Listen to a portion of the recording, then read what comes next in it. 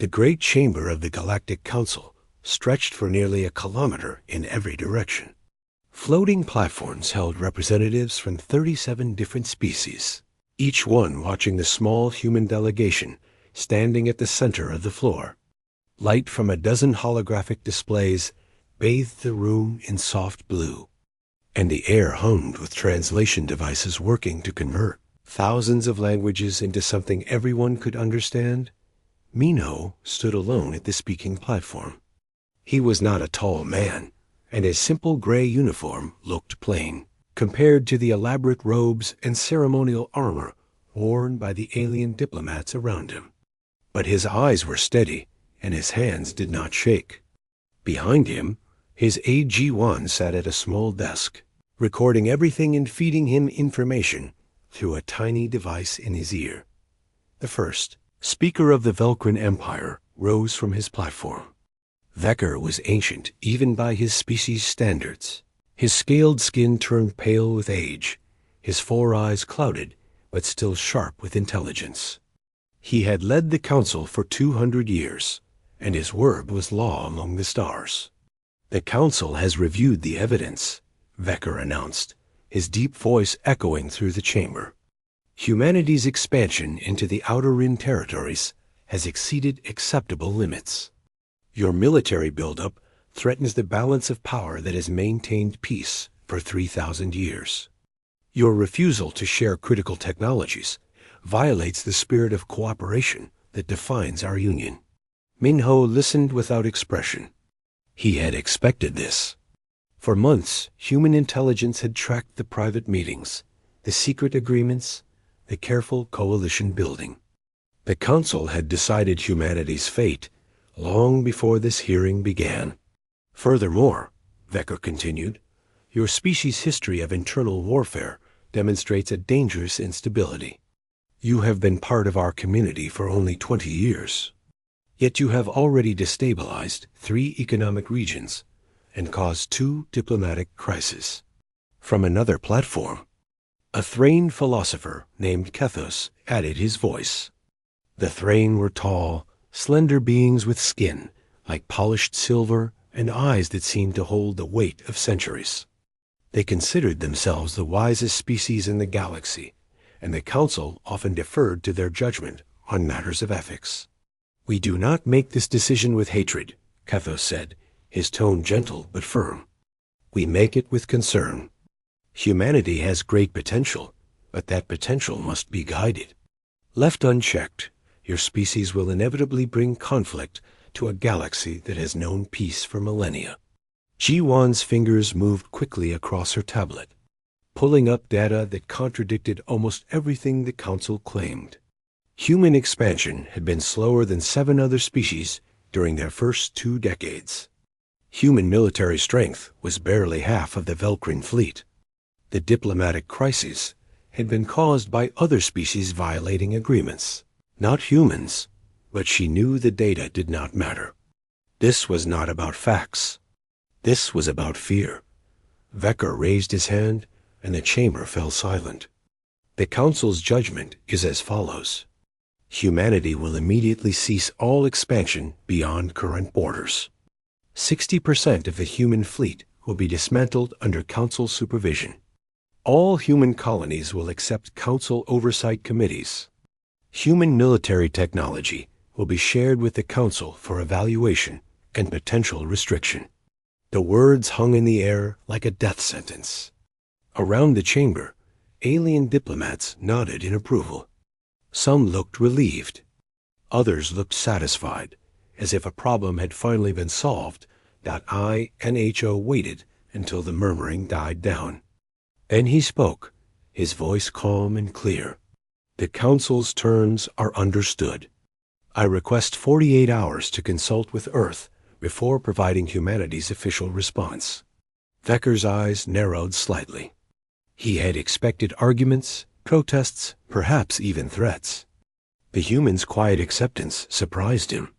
48 hours is granted. But understand, Ambassador, that these terms are not negotiable. The council has spoken with one voice. "I understand," Minho said simply, As he turned to leave, Jiwan fell into step beside him. They walked through the massive doors of the chamber and into the corridor beyond, where human security officers waited to escort them back to their ship.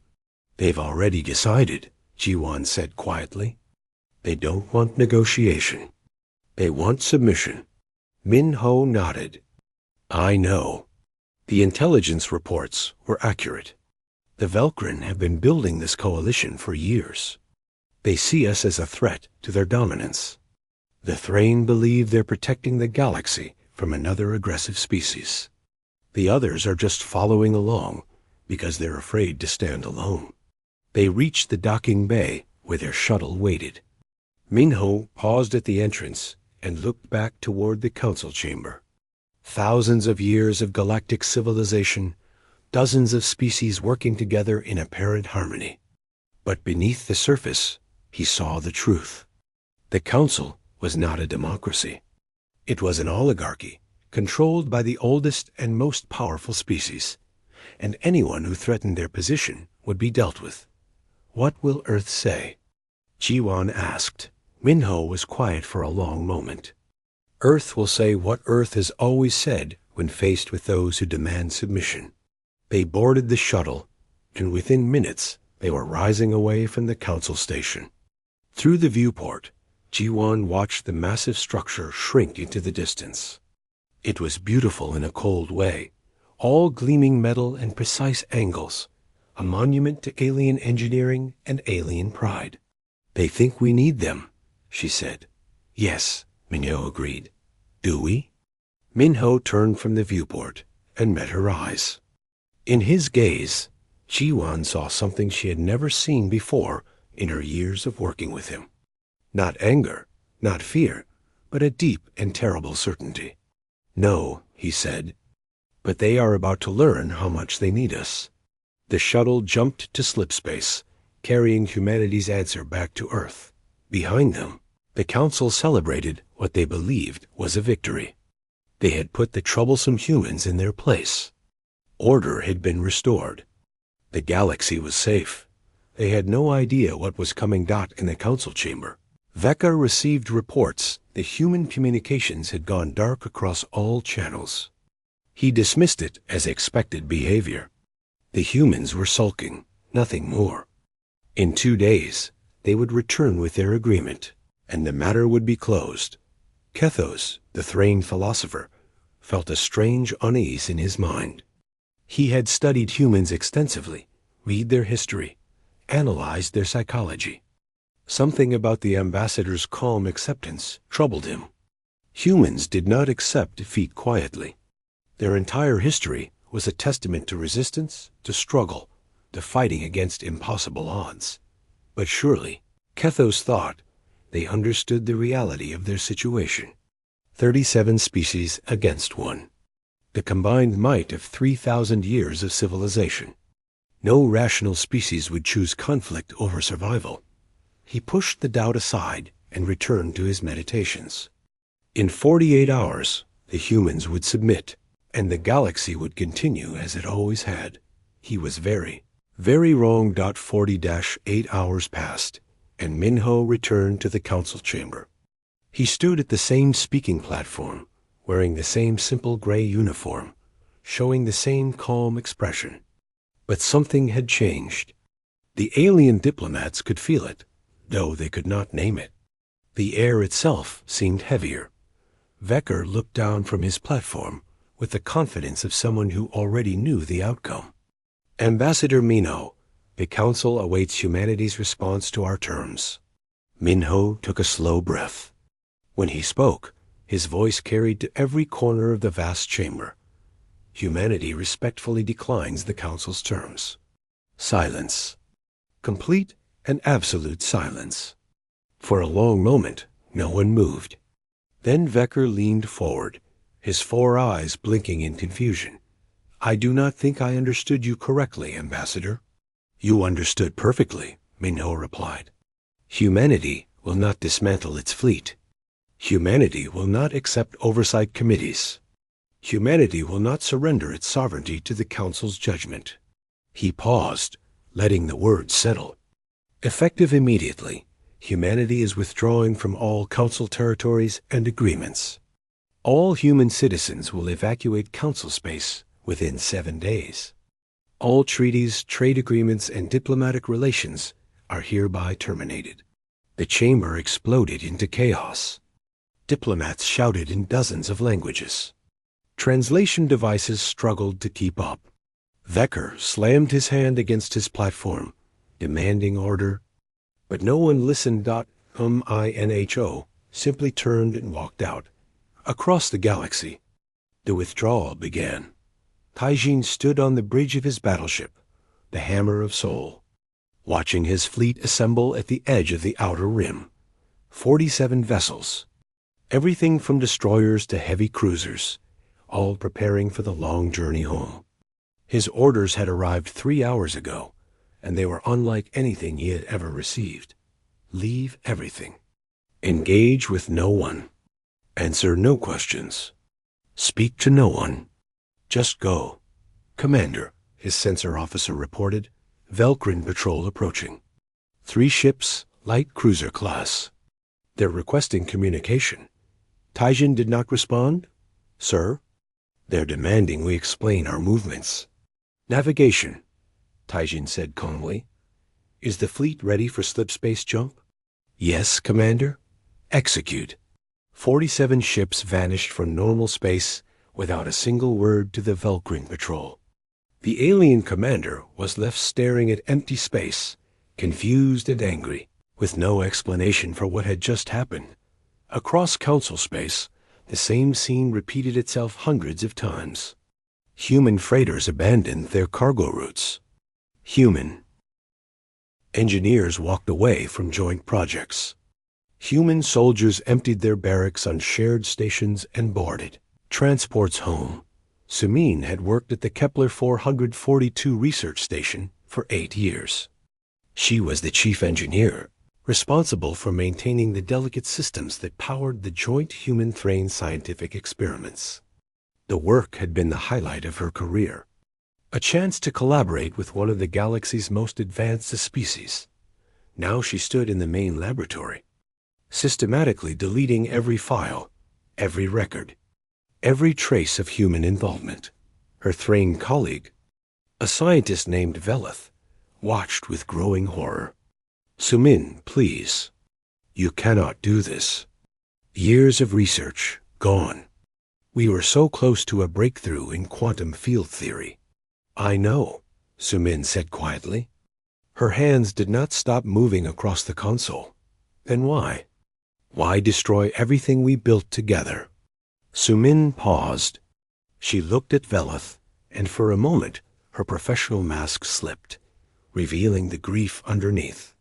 Because your council decided we were too dangerous to exist as equals. Because your leaders looked at humanity and saw a threat instead of a partner. Because after everything we built together, your people still chose fear over friendship. I did not choose this, Velith protested. I never supported the council's decision. I know, Sumin said again, but it does not matter. The decision was made. And now we leave. She finished the deletion sequence and picked up her bag. At the door, she turned back one last time. I am sorry, Velith. I truly am. But this is what happens when you push people away. Eventually, they stop trying to stay. She walked out, and Velith was left alone in the empty laboratory, surrounded by years of collaborative work that no longer existed. The council watched the withdrawal with a mixture of confusion and satisfaction. Vecker declared it a victory. The humans had realized they could not win and had chosen to retreat rather than face consequences. The galaxy was better off without their disruptive presence. But within days, the first problems appeared. Trade routes that had operated smoothly for 2 decades suddenly had gaps. Human freighters had carried 34% of all interstellar commerce. Without them, goods began piling up at stations, unable to reach their destinations. Prices for basic supplies started climbing. Manufacturing centers across council space reported shortages. Human factories had produced critical components for everything from medical scanners to starship navigation systems. These components were not complicated to make, but the Council's species had never bothered to produce them themselves. Why would they, when humans were happy to sell them at reasonable prices? Security contracts were the next problem. Human mercenary companies had protected frontier colonies from pirate raids. They had patrolled dangerous shipping lanes. They had provided security for stations in lawless regions. Now they were gone, and the pirates quickly noticed. Vecker dismissed the early reports as exaggeration. The Council's economies would adapt. They had thrived for thousands of years before humanity arrived, and they would continue thriving after humanity left. But Kethos, the Thrain philosopher, was not so certain. He spent long hours reviewing economic projections and trade analyses. What he found disturbed him deeply. Humanity had not simply participated in the galactic economy. They had become essential to it. Their unique manufacturing techniques, their efficient logistics networks, their willingness to take risks that other species avoided. All of it had woven itself into the fabric of Council civilization without anyone noticing. Removing humanity was not like removing a single thread from a tapestry. It was like removing the frame that held the tapestry together. Kethos requested a private meeting with Vecker. He presented his findings carefully, respectfully, hoping the first speaker would understand the danger. Vecker listened, then shook his head. "You worry too much, old friend. The humans are bluffing. They cannot survive without access to our markets, our resources, our technology. Within a few months, they will come crawling back, begging for readmission to the Council. And then we will dictate terms far harsher than before." "And if they do not return?" Kethos asked. Vecker smiled, showing rows of sharp teeth. "Then they will fade into irrelevance, and the galaxy will forget they ever existed." Kethos left the meeting feeling more troubled than before. He had studied humans for years. He knew their history, their psychology, their stubborn refusal to accept defeat. Humans did not crawl. Humans did not beg. And humans never, ever forgot that the silence from human space continued.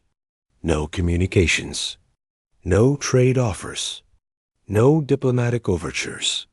Just empty darkness where a thriving civilization had once been. And in that silence, the Council began to hear the first whispers of a truth they were not ready to face. They had not expelled a problem. They had pushed away their greatest asset. And soon, very soon, they would understand just how much they had lost.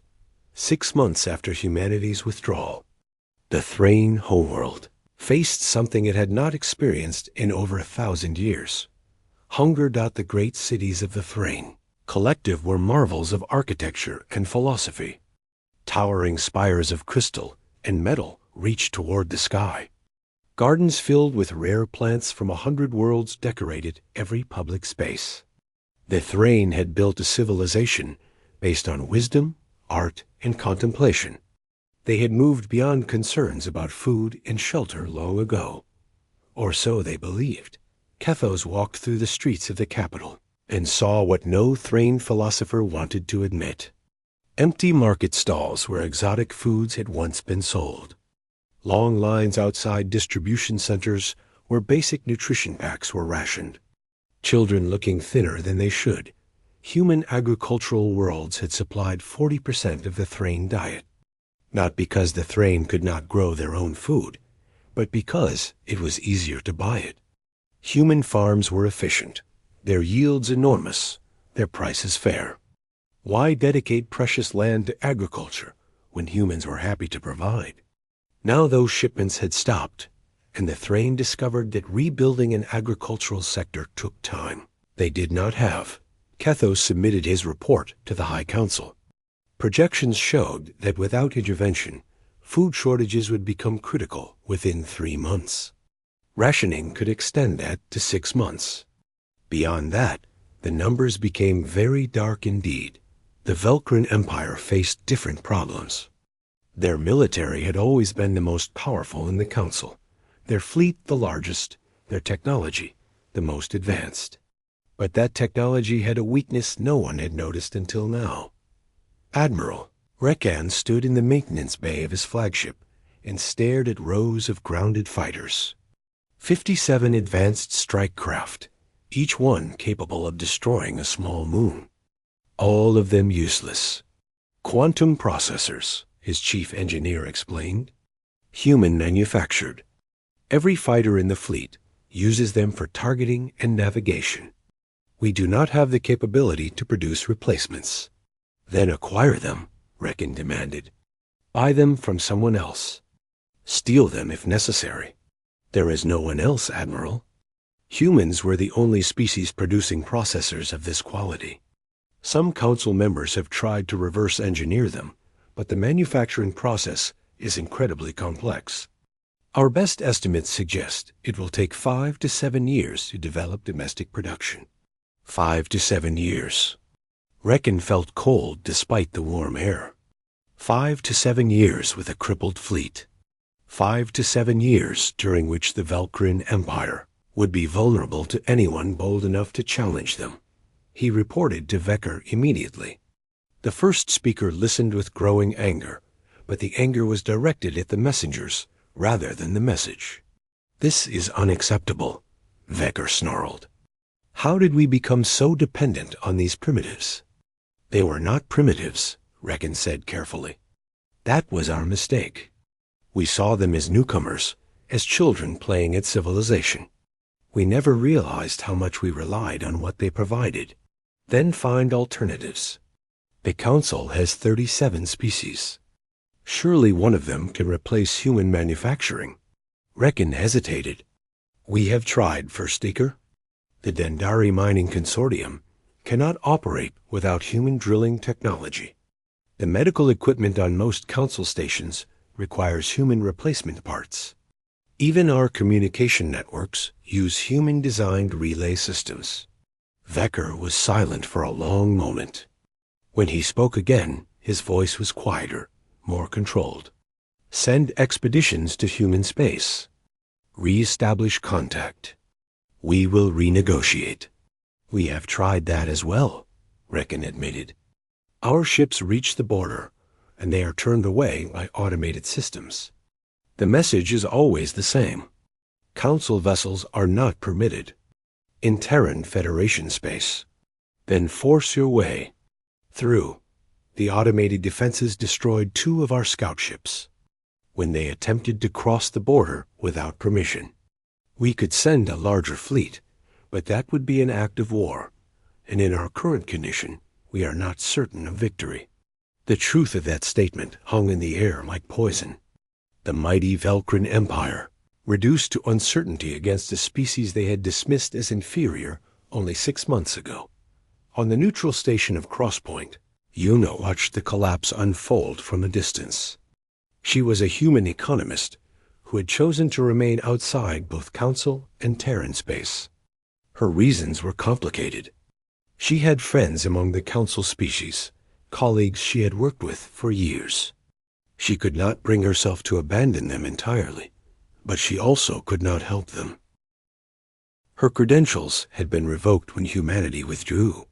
She had no authority to negotiate on Earth's behalf, no power to offer solutions. All she could do was answer questions from the desperate diplomats and traders who sought her out. How long? Will this last? Asked a Dendari merchant who had lost 3 shipments to pirate attacks. Human security contractors no longer protected the routes he used. I do not know, Yuna admitted. Humanity has not communicated its intentions to anyone. But you must know something. You are human. Yuna smiled sadly. Being human does not give me insight into Earth's plans. I am as much in the dark as you are. The merchant left unsatisfied, and Yuna returned to her data analysis. The numbers told a clear story. The Council's economy was not just struggling. It was dying. Trade was down 60%. Manufacturing was down 70%. Food production had collapsed across a dozen worlds, and the worst part was the simplicity of it all. Humanity had not attacked. They had not sabotaged. They had not threatened. They had simply left. Yuna remembered a conversation she had once had with Mino back when she was still working for the diplomatic corps. She had asked him why humanity invested so much in trade and manufacturing, why they worked so hard to become essential to the galactic economy. His answer had haunted her ever since.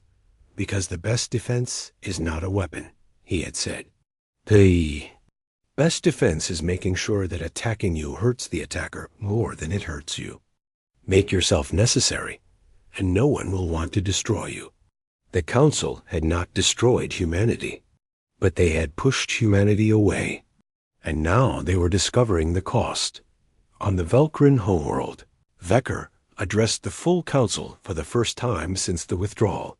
He spoke of challenges and adjustments, of temporary difficulties that would soon be overcome. He assured the assembled species that the Council remained strong, that humanity's departure was a minor inconvenience at worst. But his words rang hollow. Everyone in the chamber could see the truth. Empty seats where representatives from bankrupt governments had once sat. Reports of civil unrest on worlds facing shortages. News of pirate fleets growing bolder every day. Kethos rose to speak. First speaker, I propose we send a formal diplomatic mission to Earth, not to demand, but to request. We made an error in judgment. We should acknowledge that error and seek reconciliation. Murmurs filled the chamber. The Thrain philosopher was suggesting something unprecedented. The Council had never admitted fault. Never. Vecker's expression hardened. The Council does not apologize to lesser species. If the humans wish to rejoin galactic civilization, they may petition for readmission. We will consider their request when they demonstrate appropriate humility. Kethos sat down, defeated. He had tried. But pride was a powerful force, and the Council had plenty of it. The silence from human space continued. And in that silence, something else stirred. Something ancient. Something hungry. The Kethrid had been watching the Council for centuries, probing its defenses, testing its resolve. They had always found it too strong to attack directly. But now, with human ships no longer patrolling the frontier, with human technology no longer supporting Council defenses, the equation had changed. The machines began to move. And the Council, blind to everything except its own wounded pride, did not see them coming. The first attack came without warning. A Thrain colony world called Velantis, home to 3 million philosophers, artists, and dreamers. They had no military presence. They had no defenses worth mentioning. They had always relied on the Council's protection. The Kethrid fleet arrived at dawn. 20 ships, their hulls black as the void between stars, their weapons cold and precise. They did not attempt communication. They did not issue demands. They simply began firing. By sunset, Velantis was burning. Kethos received the news while meditating in his private chambers. His aide, trembling with fear, showed him the images transmitted before the colony's communication systems went dark. Cities reduced to rubble. Ships trying to flee, cut down by machine weapons. Bodies floating in the ruins of what had been a peaceful world. How many survived? Kethos asked, his voice barely a whisper. Early estimates suggest fewer than 10,000 escaped. The rest? The aide could not finish the sentence. Kethos closed his eyes. 3 million lives, gone in a single day. And this was only the beginning. The Kethrid were not a natural species. They were machines, artificial intelligences, that had evolved beyond their creators millions of years ago. They existed on the edge of the galaxy, in regions too hostile for organic life. For centuries, they had made occasional raids into Council space, taking resources and technology, then retreating before serious opposition could form. Human patrols had intercepted most of these raids. Human ships had fought running battles along the frontier, destroying Kethrid scouts before they could report back to their hives. Human sacrifices, never reported, never acknowledged, never thanked. Now those patrols were gone. And the Kethrid had noticed. Admiral Reckon assembled the largest fleet the Velkrin Empire had fielded in 200 years. 80 warships, carrying the pride of Velkrin military power. They jumped to the Valantis system, expecting to find scattered raiders. They found a Kethrid. Armada. The battle lasted 4 hours. The Velkrin fought with courage and skill, but their tactics were designed for organic opponents who felt fear, who made mistakes, who could be surprised or outmaneuvered. The Kethrid felt nothing. They made no mistakes. They could not be surprised. 30 Velkrin ships were destroyed. 20 more were crippled beyond repair. The rest retreated in disarray, leaving the Valantis system in Kethrid hands. Riken survived, but the defeat broke something inside him. He had been a warrior his entire life. He had won dozens of battles, earned every honor his species could bestow. Now he sat in his damaged flagship, surrounded by the wreckage of his fleet, and understood the truth. The Council could not win this war. Vecker refused to accept it. He ordered more ships built, more soldiers recruited, more resources devoted to defense. He gave speeches about Velkrin courage and Council unity. He promised that the Kethrid would be driven back, that Valantis would be avenged. But the speeches could not change reality. A second attack hit a Dendari mining station. A third struck a Thrain agricultural colony. Each time, the Council responded too slowly, arrived too late, accomplished too little. Kethos watched the casualty reports climb. Tens of thousands, then hundreds of thousands. The Kethrid were not just raiding anymore. They were conquering. Every system they took became a forward base for the next assault. Every victory made them stronger. On the border of human space, Do-Hyun stood on the bridge of the destroyer Resolute and watched the distant flashes of battle through his long-range sensors. Council ships dying. Council worlds burning. Council civilization crumbling. His orders were clear. Observe only. Do not engage. Do not cross into Council space under any circumstances. Do-Hyun was a soldier. He had served the Terran Federation for 30 years. He followed orders.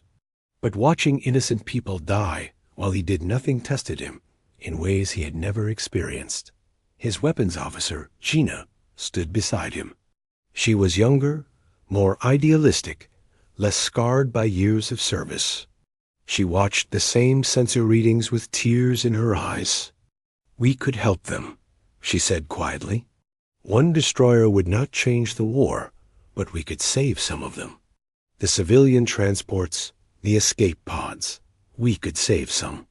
"We do not have authorization," Bilyan replied. "Since when does authorization matter more than lives?"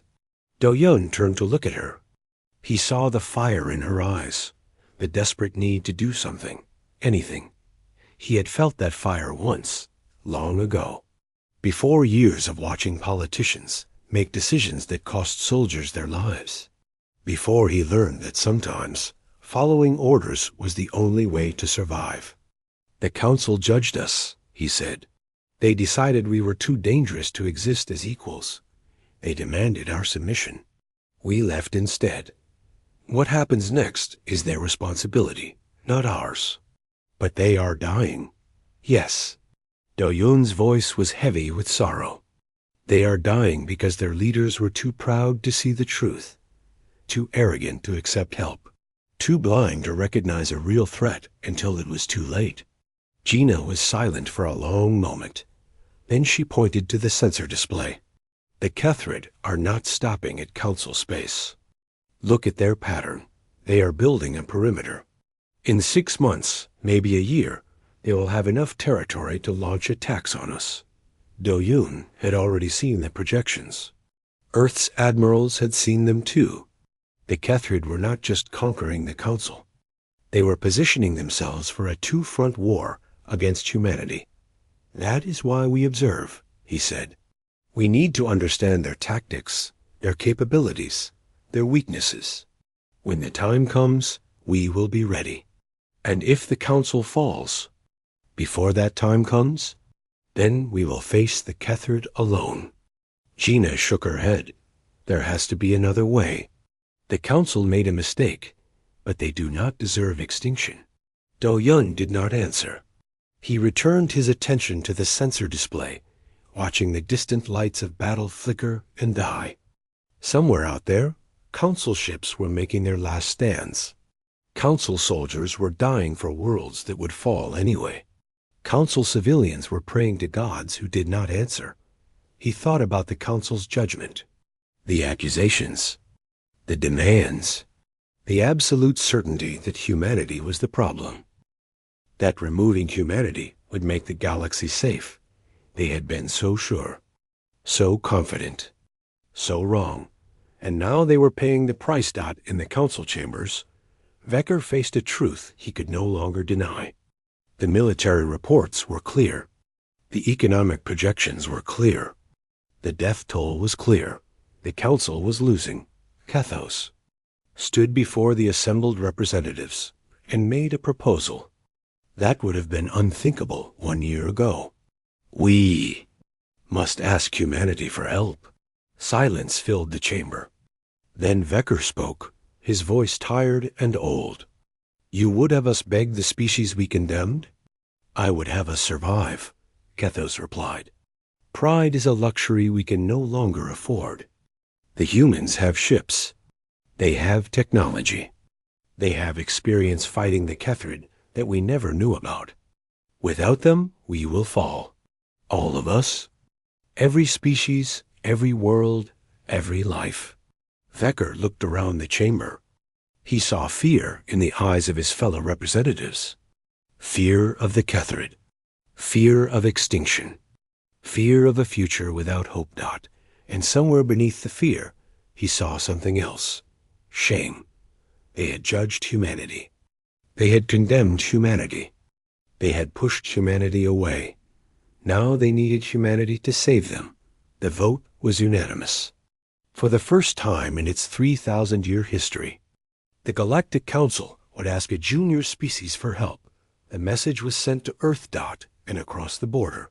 In the silence of human space, humanity received it. Now they would decide whether the Council deserved a second chance. The Terran Congress met in the Great Assembly Hall on Earth. 500 representatives from 200 colony worlds gathered to decide the fate of those who had judged them unworthy. The Council's message was displayed on every screen, its words simple and direct. We were wrong. We need your help. Please. My NHO read the message aloud to the assembly. He was older now, his hair touched with gray, his eyes carrying the weight of the past year. He had been appointed Secretary of External Affairs after the withdrawal, responsible for managing humanity's relations with a galaxy that had rejected them. Now the galaxy was begging for salvation. The Council offers full diplomatic recognition, Minho summarized. Equal voting rights, reparations for economic damages, a formal apology for the original judgment. He paused. In exchange, they ask us to send military forces to fight the Kethrid. The chamber erupted in debate. Some representatives wanted revenge. Let the Council burn, they argued. Let them suffer as they made humanity suffer. Let them learn the true cost of their arrogance. Others spoke of mercy. The Council had been wrong, yes, but the people dying on those distant worlds were not the ones who made the decision. Mothers and children were being slaughtered by machines. How could humanity stand by and watch? Jiwan, now Director of Intelligence, requested permission to address the assembly. She walked to the central platform and spoke without notes, her voice carrying to every corner of the vast hall. I understand the desire for justice, she said. The Council humiliated us. They demanded our submission. They treated us like dangerous animals to be controlled. It would feel good to let them face the consequences of their choices. She paused, letting the words settle. But revenge is not strategy. And this decision must be strategic. She activated a holographic display showing the Kethrid's expansion. The machines are not stopping. Every council world they conquer becomes a base for further expansion. Within 18 months, they will have enough territory to launch attacks on human space from multiple directions. The chamber grew quiet. We can wait, Ji-Wan continued. Let the council fall. Face the Kethrid alone. But we will be facing an enemy that has absorbed the resources of 37 species. An enemy that has studied council tactics and will use that knowledge against us. An enemy that has no fear, no mercy, and no interest in negotiation. She turned off the display. Or we can fight now, on ground of our choosing, with allies who have every reason to support us. The Council's pride has been broken. They will accept terms they would never have considered before. We can remake the galaxy in our image, if we are wise enough to take this chance. The debate continued for hours. Arguments flew back and forth. Old grudges surfaced. New alliances formed. But slowly, gradually, the assembly moved toward a decision. The vote was close. 267 in favor. 233 against. Humanity would help the council. On one condition, Minho transmitted the response personally. The Terran Federation will commit military forces to the defense of council space. In exchange, the council will implement the following reforms. First, humanity receives permanent seats on all governing bodies with full voting rights. Second, the council acknowledges its error in judgment through a formal declaration read in every member world. Third, all species are recognized as equals, with no hierarchy based on age or technological development. Fourth, the Council's military command structure will be reorganized under joint human council leadership. He paused before delivering the final term. And fifth, the Council will never again presume to judge another species without understanding them first. This war happened because you saw threat where there was strength. You saw aggression where there was vigilance. You saw danger where there was protection. Let this be the last time such blindness costs lives. The council accepted every term. They had no choice. Taijing returned to council space at the head of the largest human fleet ever assembled. 300 warships, carrying the fury and discipline of a species that had spent centuries fighting itself before turning to the stars. They were not elegant like Velcrin vessels. They were not graceful like Thrain ships. They were brutal, efficient, and absolutely deadly. The Battle of Velcrin Prime lasted 6 hours. Taijin had studied Kethrid tactics during the year of observation. He knew their patterns, their weaknesses, their blind spots. Human ships attacked in waves, never giving the machines time to adapt. Human weapons targeted command nodes that coordinated Kethrid formations. Human tactics exploited the one thing machines could never truly understand: chaos. Humans thrived in chaos. They made decisions without complete information. They adapted to changing circumstances in real time. They fought with emotion, with rage, with desperate creativity that no algorithm could predict. The Kethrid fleet shattered under the assault. Ships that had destroyed council armadas were torn apart by human weapons. Formations that had held against Velcrin attacks collapsed under human pressure. The machines that had seemed invincible learned a terrible truth. Humanity was not like the council. Humanity was worse. By the end of the battle, the Kethrid had lost 70% of their invasion fleet. The survivors retreated to the galactic rim. Their expansion halted, their conquest reversed. They would return someday, perhaps. But not today. Not against a galaxy that had finally learned to stand together. In the aftermath, Vecker met with Mino aboard a neutral station. The old Velcrin looked broken, his scales pale, his eyes dim. He had led his people for 2 centuries. Now he faced the end of everything he had built. "We misjudged you," Ecker said. The words seemed to cause him physical pain. "We saw threat where there was strength. We saw aggression where there was preparedness.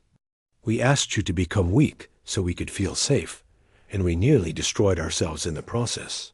Minho listened without expression. He had waited a year to hear these words. Now that they came, he felt no satisfaction, only weariness. "Humanity will help rebuild," he said. "We will stand against the Kethrid at your side. We will share our knowledge and our strength." He stepped closer to Vecker, his voice hardening. "But never again presume to judge what you do not understand. We left in silence because we refused to become what you feared. We return because we choose to be what you need. Remember the difference." Vecker bowed his head. For the first time in his long life, he had no words. The reformed Galactic Council met for the first time 1 month later. Human representatives sat among alien diplomats, equals at last. New defensive lines were established against the Kethrid threat. New trade agreements flowed between worlds that had nearly starved. New hope spread through a galaxy that had stood at the edge of extinction. Kethos, the Thrain philosopher who had argued for reconciliation from the beginning, spoke the closing words of the session. "We have learned a painful lesson," he said.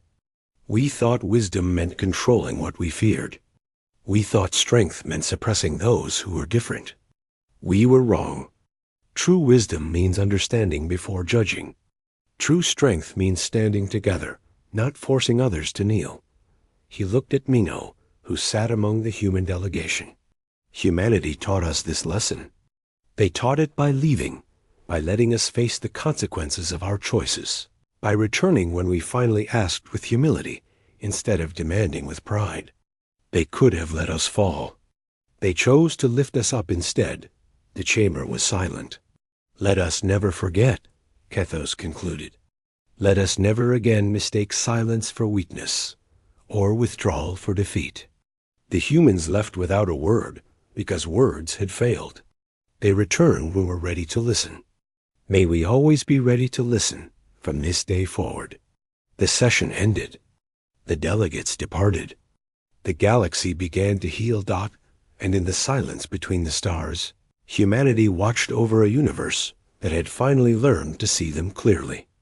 Not as threats, not as dangers, but as partners. As equals. As friends.